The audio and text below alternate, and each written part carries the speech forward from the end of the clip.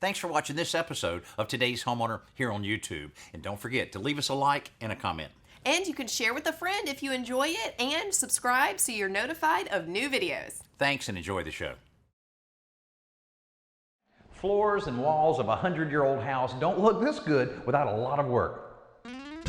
Today's Homeowner with Danny Lipford, the voice of home improvement, with projects, tips, and ideas to help you improve your home. One of the first things that homeowners want to do when they buy an existing home is to make a few changes so that it feels more like their own home. Well, one of the things the homeowners want to do with this house is to remove all of the existing wallpaper. Can't really blame them with some of the patterns they have in this older house. Now, what we'll be doing to these two bedrooms, which are fairly large bedrooms, is start off by removing all of the wallpaper. We've already taken a couple pieces down just to see how easy that will be. So far, so good. It's coming right off the wall. Another thing we'll be doing is to completely change the look of the fireplaces by removing the existing facade on the fireplaces and replacing it with a more traditional ceramic. Now, one of the biggest differences we'll make in these rooms, and will probably end up being the focal point of the bedrooms, is to remove this old tattered carpet and rediscover the nice antique heart pine floors that are below all of this glue. That's a lot of work to strip the glue off and resand it, stain it, refinish it, but it'll be worth it. What a difference we'll make in these two bedrooms. Now, along the way, we're going to share with you a number of things that we've learned over the years to make this kind of project go pretty smoothly, and maybe you can use some of these same tips around your home. Stay with us. There is a lot of work taking place all over this house, some of which is some pretty hardcore remodeling that involve removing walls, installing new plumbing, but in the front two rooms that we're focusing on this week, it's basically just a facelift. Now, as we remove the different materials from the floor and the wall, we found a few good things, a few bad things. One thing, really rough shape, the walls themselves. Mark, our drywall finisher, is in the process of trying to smooth the surface of the walls out so that it'll be suitable for painting. Now, we also had quite a challenge in getting everything off the hardwood floors. It had carpet down, which we removed, which left a lot of glue residue that had really built up on the floor itself. That had to be sanded down, but once we did that, look what we found. These great looking heart pine floors that once they're finished, they're going to look great. Now, like I say, the walls were a different story, and a lot of work's taking place here, but before any of this work could start, we had to remove a lot of wallpaper. The wallpaper came off fairly easy because it was vinyl wallpaper and it was over plaster, and they obviously used a cellulose, which is a water-based glue. But in some cases in these rooms, it left a lot of paper backing, and it left the glue residue, which we came back with a warm water solution and removed it, and then came back with an oil-based primer, a masonry primer, because the plaster used in these older homes, let's say 80 to 100 years ago, was a masonry type material, which is basically a cement. Something similar to what your driveway or cement steps or blocks would be. And over time, it calcifies, calcium leaches through it. In order to get it sealed up for your next coats to adhere to it, you need to use this type of primer.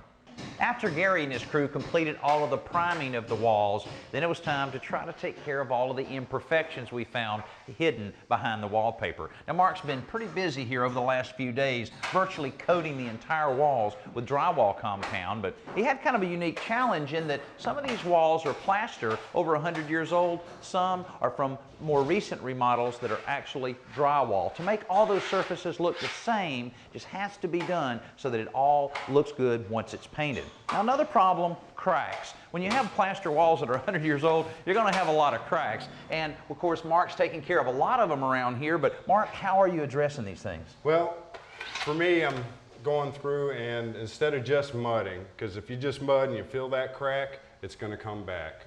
So what we use is a mesh tape, and I found this works a lot better than the paper tape for the simple reason that it's less chance to crown, and also it sticks, and it's going to save me a coat.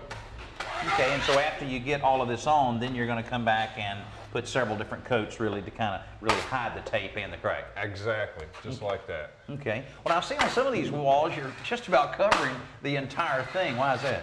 Well, the part of the problem on these walls is after the wallpaper was peeled off and everything, we found that it was really pitted, really porous, and there's no true one texture. So what we're having to do is get everything done, all the pits and holes, everything fixed, and then I'm going to come back with that other coat and just go over everything.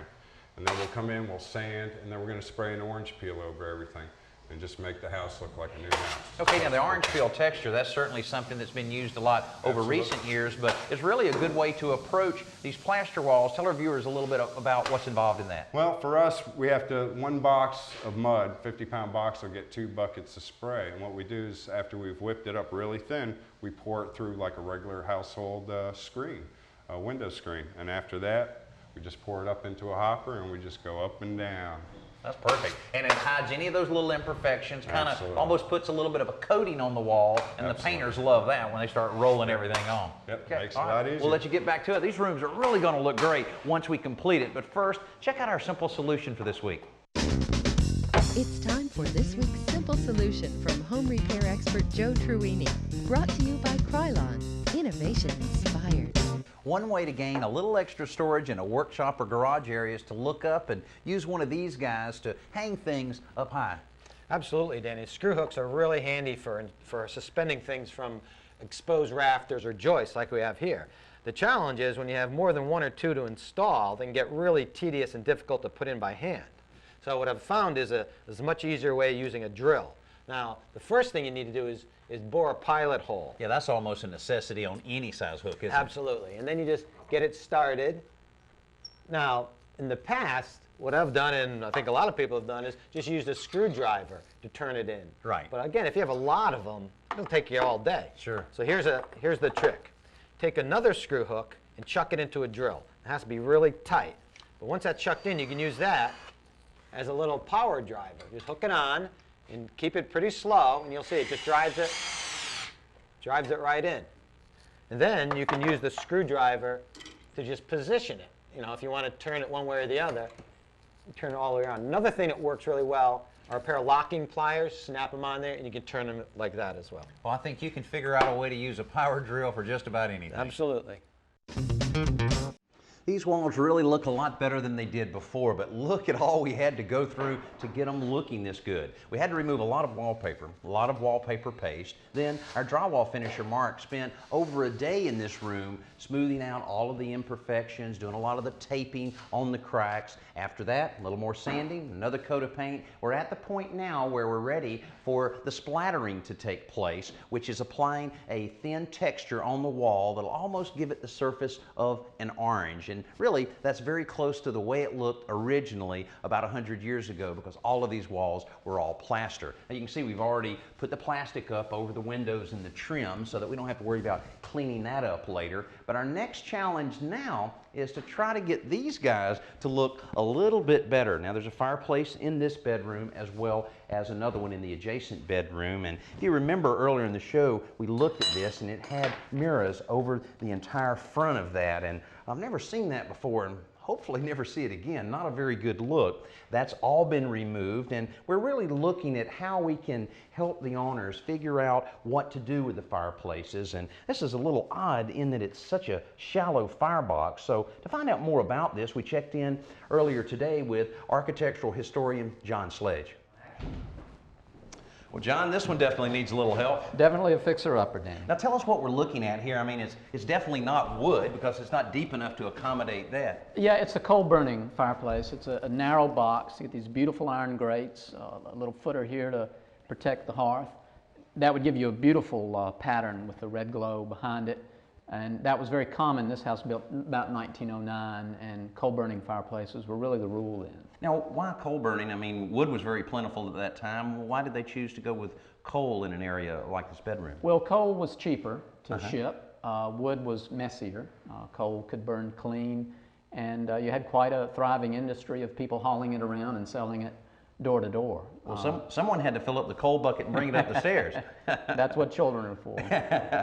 All right, now, as far as options on this, I know that you work with a lot of people on historic aspects of their home, but how do people normally adapt these? Do they try maybe gas logs from time to time? They often will convert to gas, almost never to wood because of the expense and then the mess of bringing wood upstairs. You will also see them just use it as an ornamental piece, and then again you have this beautiful iron. You could do a dry arrangement, nice tile arrangement. and a beautiful frame with this plain but elegant mantel. Now, what kind of tile do you think they had on this originally? Originally would have been very narrow ceramic tile. You can actually see some of the outlines I see. where they were, often in very pretty colors like a blue or a pale green. Now, would that have extended down to the hearth, or what would the... Would have come down to the foot, and then on the hearth you probably would have had a different treatment, brick or stones, or like that. would they ever use solid, maybe a solid piece? Probably so. I see. Probably Okay. so. Yeah, that would look good. That'd look great. Certainly needs some help. Now, Yeah. what about the mantel? What do you think about that? As far as, I mean, it's fairly simple, but I guess a little bit of sanding and a paint job, it'll be back like new. Well, it's typical of that period. It's a craftsman.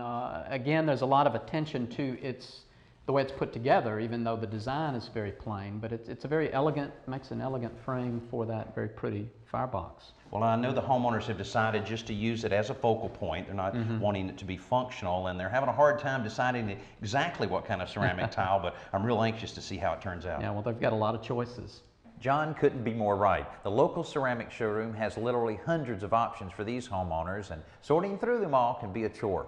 First, they'll narrow it down to size and shape, and that means everything from big 20-inch by 20-inch tiles down to tiny mosaic tiles. Of course, there's color selection, and then there's the material itself. Will it be ceramic or porcelain, glazed or unglazed? Well, the final selection here is a neutral colored glazed ceramic 3 by 6-inch tile that fits historically and complements the mantels, which the painter is about to take on. You've got some chipped wood, and you've got a few places where it's been nicked through the years, and what we'll do is we'll come back and scuff all this up, because this is an oil-based enamel, which I tested it with denatured alcohol to make sure it wasn't an acrylic paint. And we'll have to come back and level these areas out, sand them, and then come back and scuff everything up. In some areas, we'll probably have to use an oil-based primer just to make sure we get the adhesion on our finish coats, but a lot of this is in such good shape that we'll just come back with 2 coats of oil-based paint over it after we prep it. While we move forward on the fireplaces, check out this week's best new product. Let's join Danny at the Home Center to check out this week's best new product, brought to you by the Home Depot. There are so many different products that are designed to improve the look of concrete surfaces you may have around your home. Now, if your big concern is your garage or carport floor, here's what you need from Rust-Oleum. It's called the Epoxy Shield Garage Floor Coating. Now, this kit is enough to take care of 250 square feet, which is basically an average 1-car garage. If you have a double garage, you'll need 2 kits. Now, in the kit, everything you need, including a cleaner. It's very important to use some type of cleaner, and here in the kit, this concentrated cleaner mixes with 2 gallons of water. That'll prepare the surface for the coating. Now, the coating is a 2-part system consisting of part A, which is a quart, and part B, which is a gallon. These need to be mixed together very thoroughly using the stir stick that's included for at least 3 minutes to ensure the consistency between the 2 different batches. Now, before it dries completely, you'll also want to take out the decorative flakes that are included and spread that out over the wet surface to really give it that nice finished look. Now, reading instructions, very important on any coating like this, or you can just pop this tape in your machine and see exactly, step by step, how to apply this. And the total cost for 1 kit, around $60. Our rooms look so much better, and one of the reasons the hardwood floors refinished, thanks to Cindy Hillier's company who took care of this. This wasn't a very easy hardwood floor to refinish. It wasn't. It was very much of a challenge. I know all of the stuff that was stuck to it right at the start there, all the old carpet. How did you deal with all that? We took the carpet up, and then we had to sand it down with a really rough paper to get all the adhesive off. I see. And then we came back and sanded about 3 more times to get it to this look. Well, I've heard of people trying to use a solvent to get that adhesive off, but that kind of just melts it right down into the pores of the wood, doesn't it? Right. It would have messed up the wood, plus a lot of the adhesive was in the cracks. We had to get it out of the cracks so that it would take the stain. Okay. And what about the cracks? I know a lot of times in floors like this, you'll have a few gaps, but you got a solution to that, huh? We do.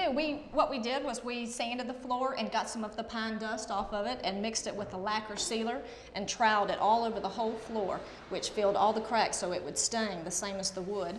And then we sanded and put the sealer on. Now, I know that you do a lot of refinishing of hardwood floors. What do you recommend to homeowners? A semi-gloss or a high gloss or a flat? What's the best? Well, I like the semi-gloss. It gives them a little bit of shine, and that's what we used here.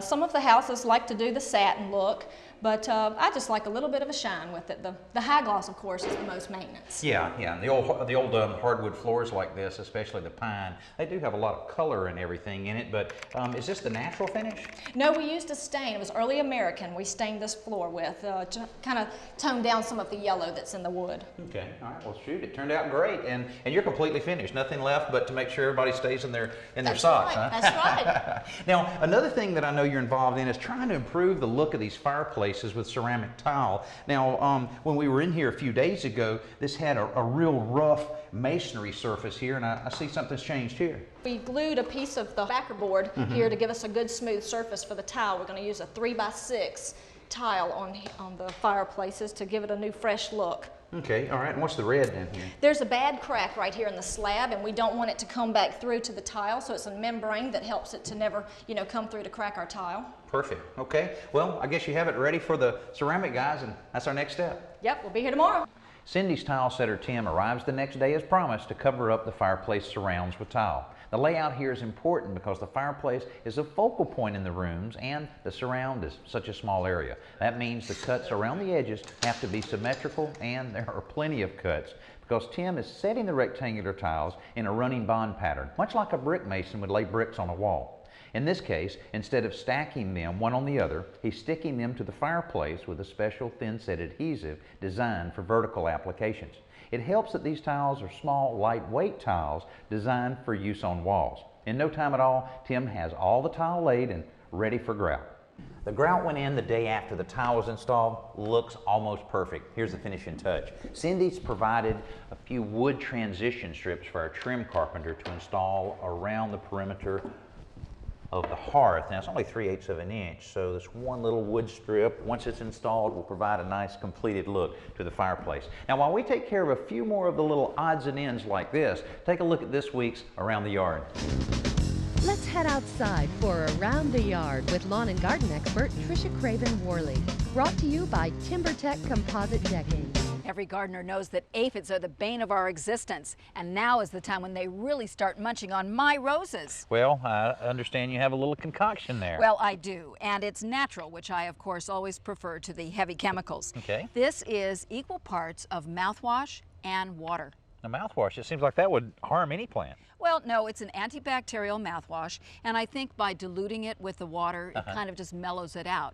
And what I do is I come out here, and once a week, I spray the whole plant. Isn't this beautiful? Look at these beautiful purple leaves. That's really pretty. Oh, it's aphid gourmet food. Well, they just love it at this point. This is when the plant is so vulnerable. So you want to make sure that you spray the plant, all sides, especially the underside. That's where the aphids like to start munching. Oh, and look at this beautiful new bud. Yeah, it won't be long with that. Oh, that'll be beautiful. So if you do this once a week, it'll work very, very well.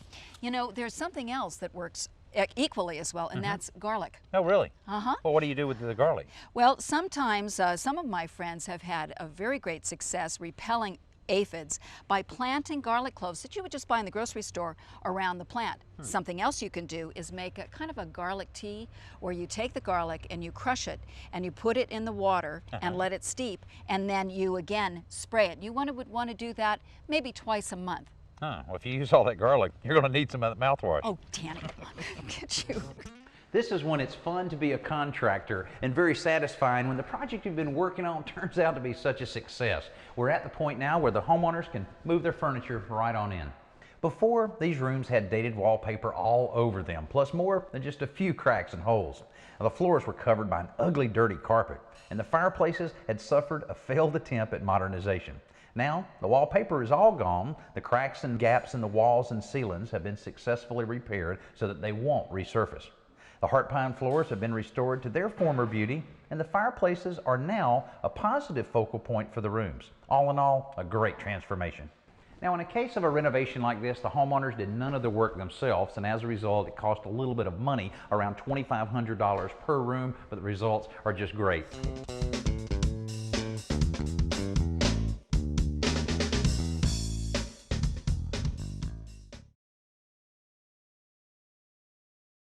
Thanks for watching this episode of Today's Homeowner. And don't forget to like, comment, and hit the bell icon so that you'll be notified of new videos. And be sure to click around and watch some more videos while you're here.